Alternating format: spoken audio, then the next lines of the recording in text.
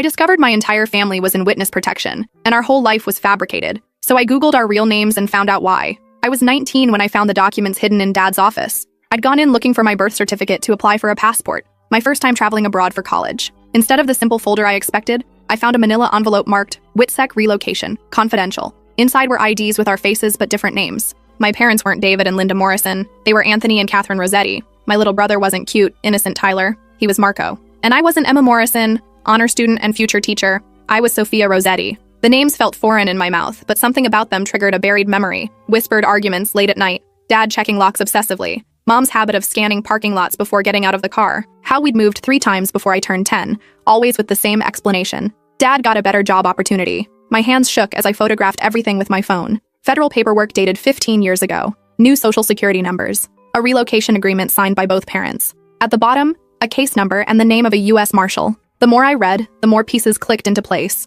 Why we never talked about extended family. Why there were no baby photos of me or Tyler before age 4. Why Mom sometimes woke up screaming from nightmares she refused to discuss. Why Dad carried a gun in his briefcase, something I'd discovered years ago but never questioned. That night, I waited until everyone was asleep, then crept into the basement with my laptop. My heart pounded as I typed Anthony Rossetti into the search bar. Part of me hoped I'd find nothing, that this was all some elaborate mistake or misunderstanding. The results made my blood run cold. News articles from 2008 filled my screen. Headlines screamed about organized crime, racketeering, and a massive FBI investigation that brought down half of Chicago's crime families.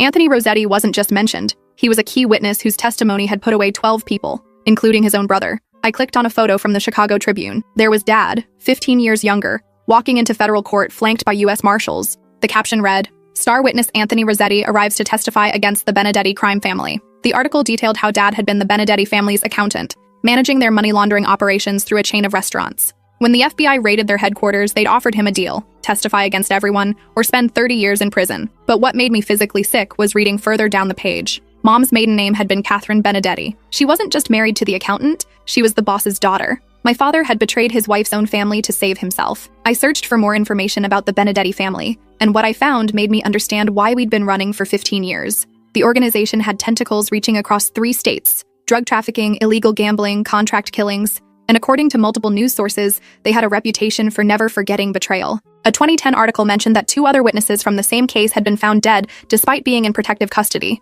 One had his cover blown when he tried to contact his elderly mother. The other had been identified by a former associate at a grocery store in Phoenix. Their deaths weren't quick or clean. I kept searching until I found what I was dreading: a forum post from just 6 months ago on a crime enthusiast website. Whatever happened to Anthony Rossetti, the snitch who brought down the Benedettis? Someone should find that rat. The responses made my stomach churn. People posting theories about where Dad might be hiding.